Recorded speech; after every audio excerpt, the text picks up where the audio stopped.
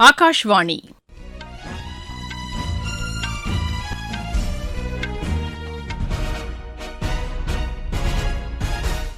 செய்திகள் வாசிப்பவர் சுமித்ரா ரத்னம். தலைப்புச் செய்திகள்: அனைத்து தரப்பினரின் நலன்களுக்காக மத்திய அரசு செயல்பட்டு வருவதாக பிரதமர் திரு நரேந்திர மோடி கூறியுள்ளார். மத்திய அரசு மேற்கொண்ட நடவடிக்கை காரணமாக ஒட்டுமொத்த வடகிழக்கு மாநிலங்களும் வளர்ச்சிப் பாதையில் சென்று கொண்டிருப்பதாக உள்துறை அமைச்சர் திரு அமித் ஷா தெரிவித்துள்ளார். வெளியுறவுத்துறை அமைச்சர் டாக்டர் ஜெய்சங்கர் புதுதில்லியில் நேற்று கிரீஸ் வெளியுறவு அமைச்சர் திரு ஜார்ஜ் ஜெராபெட்ரிஸை சந்தித்து இருதரப்பு உறவுகள் குறித்து விரிவாக பேச்சு நடத்தினார். மேற்குவங்க மாநில முதலீட்டாளர்கள் மாநாட்டில் 1200க்கும் மேற்பட்ட புரிந்துணர்வு ஒப்பந்தங்கள் கையெழுத்தானதாக அம்மாநில முதலமைச்சர் செல்வி மம்தா பானர்ஜி தெரிவித்துள்ளார். ஆசிய குளிர்கால விளையாட்டுப் போட்டிகள் சீனாவின் அர்பின் நகரில் இன்று தொடங்குகின்றன. இனி விரிவான செய்திகள். அனைத்து தரப்பினரின் நலன்களுக்காக மத்திய அரசு செயல்பட்டு வருவதாக பிரதமர் திரு நரேந்திர மோடி கூறியுள்ளார். நாடாளுமன்றத்தில் குடியரசுத் தலைவர் ஆற்றிய உரைக்கு நன்றி தெரிவிக்கும் தீர்மானத்தின் மீது மாநிலங்களவையில் நடைபெற்ற விவாதத்திற்கு பதிலளித்து நேற்று அவர் பேசினார். அனைவருடைய வளர்ச்சிக்காக அனைவரும் இணைந்து செயல்படுவோம் என்பதுதான் மத்திய அரசின் குறிக்கோள் என்றும் அதற்காகத்தான் மேலும் 5 ஆண்டுகள் பணியாற்ற நாட்டு மக்கள் தமக்கு வாய்ப்பு வழங்கியுள்ளதாகவும் பிரதமர் குறிப்பிட்டார். தேசத்திற்கே முன்னுரிமை என்பதுதான் நமது வளர்ச்சிக்கான மாதிரி என்றும் மத்திய அரசு இதர பிற்படுத்தப்பட்ட மக்கள், பெண்கள், 3ஆம் பாலினத்தவர் உட்பட பல்வேறு தரப்பினரின் மேம்பாட்டுக்காக பணியாற்றி வருவதாகவும் அவர் தெரிவித்தார். காங்கிரஸ் ஆட்சிக் காலத்தின்போது அதிகாரத்தில் தொடர வேண்டும் என்பதற்காக அவசர காலம் பிரகடனப்படுத்தப்பட்டதாகவும் அவர் குற்றம் சாட்டினார். அத்தகைய காங்கிரஸ் கட்சிதான் இன்று அரசியல் சாசனத்தின் புனிதம் பற்றி பேசி வருவதாகவும் திரு நரேந்திர மோடி குறிப்பிட்டார்.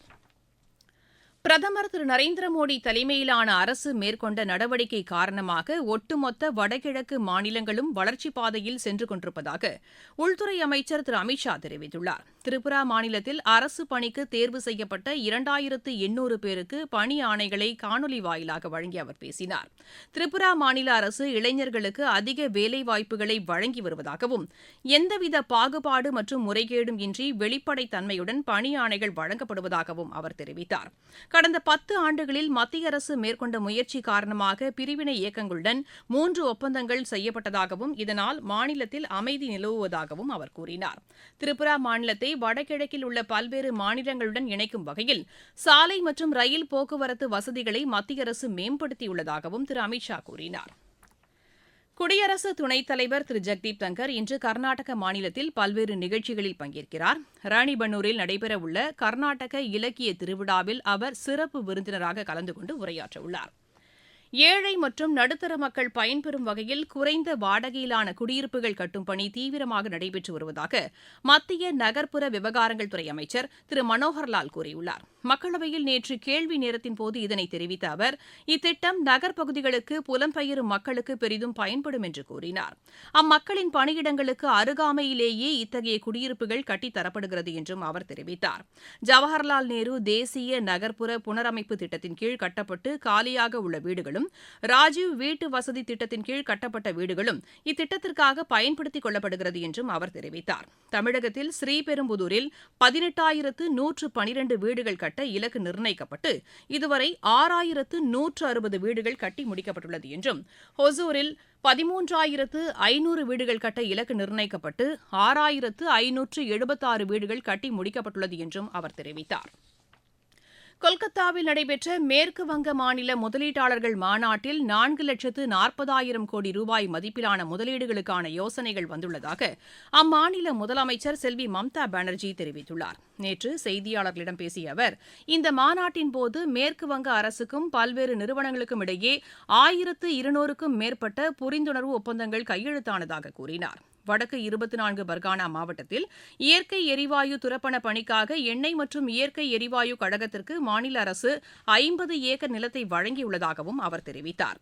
இந்த பணி நேற்று தொடங்கி வைக்கப்பட்டுள்ளதாகவும் செல்வி மம்தா பானர்ஜி கூறினார். வெளியுறவுத்துறை அமைச்சர் டாக்டர் ஜெய்சங்கர் புதுதில்லியில் நேற்று கிரீஸ் வெளியுறவு அமைச்சர் திரு ஜார்ஜ் ஜெராபெட்ரிஸை சந்தித்து இருதரப்பு உறவுகள் குறித்து விரிவாக பேச்சுகள் நடத்தினார். இந்த பேச்சுகள் ஆக்கப்பூர்வமானதாக அமைந்ததாக தமது சமூக வலைதளத்தில் திரு ஜெய்சங்கர் தெரிவித்துள்ளார். கப்பல் போக்குவரத்து, வர்த்தகம், முதலீடு, வாகன உற்பத்தி, செயற்கை நுண்ணறிவு, கலாச்சார உறவுகள் தொடர்பாக கிரீஸ் அமைச்சருடன் விவாதித்ததாகவும் திரு ஜெய்சங்கர் குறிப்பிட்டுள்ளார். தில்லி சட்டப்பேரவைத் தேர்தலில் பதிவான வாக்குகள் நாளை எண்ணப்பட உள்ள நிலையில் அதற்கான விரிவான ஏற்பாடுகள் செய்யப்பட்டுள்ளன. நேற்று முன்தினம் 70 தொகுதிகளுக்கு நடைபெற்ற தேர்தலில் 60.42% வாக்குகள் பதிவானதாக தேர்தல் ஆணையம் அறிவித்துள்ளது. அதிகபட்சமாக வடகிழக்கு தில்லி தொகுதியில் 66.25% வாக்குகள் பதிவாகியுள்ளன. நீங்கள் கேட்டுக் கொண்டிருப்பது ஆகாஷ்வாணியின் செய்தி அறிக்கை. நேயர்களே, சென்னை அகில இந்திய வானொலியின் மாநில செய்திப் பிரிவு வழங்கும் சுழல் விளக்கு சனிக்கிழமை தோறும் காலை 7 மணிக்கு ஒலிபரப்பாகிறது. நடப்பு நிகழ்வுகளின் கட்டுரை வடிவிலான இந்த பகுதியில் நாளை இடம்பெறுகிறது மக்களின் எண்ணங்களை பூர்த்தி செய்த மத்திய பட்ஜெட் குறித்த ஒரு பார்வை. ஒருங்கிணைந்த அலைவரிசையில் ஒலிபரப்பாக உள்ள இந்த நிகழ்ச்சியை கேட்க தவறாதீர்கள். இனி மகா கும்பமேளா குறித்த செய்திகள்.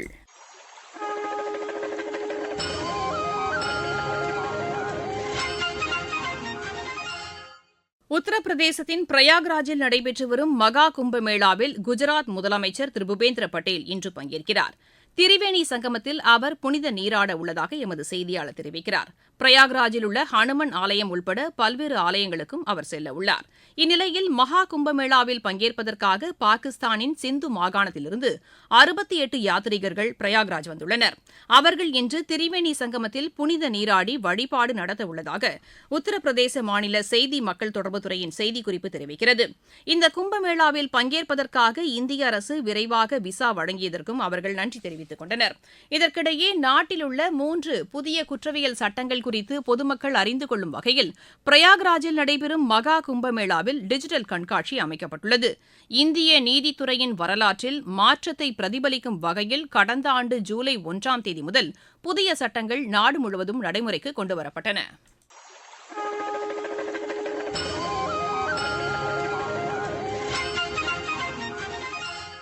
மத்திய பட்ஜெட்டில் லித்தியம் பேட்டரிகளுக்கு அளிக்கப்பட்டுள்ள வரி சலுகைக்கு பல்வேறு தரப்பினரும் வரவேற்பு தெரிவித்துள்ளனர். சுற்றுச்சூழலை பாதுகாக்கும் வகையிலான மின்சார வாகனங்களை நடுத்தர மக்களும் வாங்கும் வகையில் அளிக்கப்பட்டுள்ள இந்த சலுகை தங்களுக்கு உதவிகரமாக உள்ளதாக வேலூர் மாவட்டத்தைச் சேர்ந்த வியாபாரி ஒருவர் தெரிவித்தார்.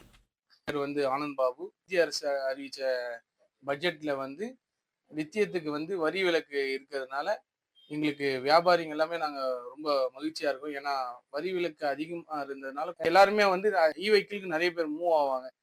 எங்க வியாபாரி சங்கம் சார்பா நாங்க நன்றி தெரிவிச்சுக்கிறோம். அருணாச்சல பிரதேசம், அசாமின் வடகிழக்கு பகுதிகளில் இன்று லேசானது முதல் மிதமான மழை பெய்ய வாய்ப்புள்ளதாக இந்திய வானிலை ஆய்வு மையம் தெரிவித்துள்ளது. அருணாச்சல பிரதேசத்தில் இன்று பலத்த மழை பெய்யக்கூடும் என்றும் இமயமலையின் மேற்கு பகுதியிலும் மழைக்கு வாய்ப்புள்ளதாகவும் அந்த மையம் தெரிவித்துள்ளது. ஆசிய குளிர்கால விளையாட்டுப் போட்டிகள் சீனாவின் அர்பின் நகரில் இன்று தொடங்குகின்றன. இம்மாதம் 14ஆம் தேதி வரை 8 நாட்கள் நடைபெறும் இந்த போட்டியில் 59 தடகள வீரர்கள் உட்பட 88 பேர் கொண்ட இந்திய அணி பங்கேற்கிறது. முதல் முறையாக இந்த போட்டிக்கு தேசிய விளையாட்டு கூட்டமைப்பு திட்டத்தின் கீழ் அரசே நிதியுதவி வழங்கியுள்ளது. சென்னை ஓபன் டென்னிஸ் போட்டியில் இந்தியாவின் ராம்குமார் ராமநாதன், சாகேத் மைனேனி இணை அரையிறுதிக்கு முன்னேறியுள்ளது. ஆடவர் இரட்டையர் பிரிவு காலிறுதி ஆட்டத்தில் இந்த இணை 6-3, 6-4 என்ற செட் கணக்கில் ரஷ்யாவின் இகோர் அப்கனோவ், யூஜினி இணையை வென்றது. இங்கிலாந்துக்கு எதிரான முதல் ஒருநாள் கிரிக்கெட் போட்டியில் இந்தியா 4 விக்கெட் வித்தியாசத்தில் வெற்றி பெற்றது. நாக்பூரில் நடைபெற்ற இப்போட்டியில் டாஸ் வென்று முதலில் பேட் செய்த இங்கிலாந்து 47.4 ஓவரில் அனைத்து விக்கெட்டுகளையும் இழந்து 248 ரன்னுக்கு ஆட்டமிழந்தது. 249 ரன் எடுத்தால் வெற்றி என்ற இலக்குடன் பின்னர் களமிறங்கிய இந்தியா 38.4 ஓவரில் 6 விக்கெட் இழப்பிற்கு 251 ரன் எடுத்து வெற்றி பெற்றது. அதிகபட்சமாக சுப்மன் கில் 87 ரன் எடுத்தார். மீண்டும் தலைப்புச் செய்திகள். அனைத்து தரப்பினரின் நலன்களுக்காக மத்திய அரசு செயல்பட்டு வருவதாக பிரதமர் திரு நரேந்திர மோடி கூறியுள்ளார். மத்திய அரசு மேற்கொண்ட நடவடிக்கை காரணமாக ஒட்டுமொத்த வடகிழக்கு மாநிலங்களும் வளர்ச்சிப் பாதையில் சென்று கொண்டிருப்பதாக உள்துறை அமைச்சர் திரு அமித் ஷா தெரிவித்துள்ளார். வெளியுறவுத்துறை அமைச்சர் டாக்டர் ஜெய்சங்கர் புதுதில்லியில் நேற்று கிரீஸ் வெளியுறவுத்துறை அமைச்சர் திரு ஜார்ஜ் ஜெராபெட்ரிஸை சந்தித்து இருதரப்பு உறவுகள் குறித்து விரிவாக பேச்சு நடத்தினார். மேற்குவங்க மாநில முதலீட்டாளர்கள் மாநாட்டில் 1200க்கும் மேற்பட்ட புரிந்துணர்வு ஒப்பந்தங்கள் கையெழுத்தானதாக அம்மாநில முதலமைச்சர் செல்வி மம்தா பானர்ஜி தெரிவித்துள்ளார். ஆசிய குளிர்கால விளையாட்டுப் போட்டிகள் சீனாவின் அர்பின் நகரில் இன்று தொடங்குகின்றன. இத்துடன் இந்த செய்தியறிக்கை நிறைவடைகிறது. எமது செய்திகளை சமூக வலைதள பக்கங்களில் AAR நியூஸ் சென்னை என்ற முகவரியிலும் RNU சென்னை என்ற யூடியூப் சேனலிலும் உடனுக்குடன் அறிந்து கொள்ளலாம்.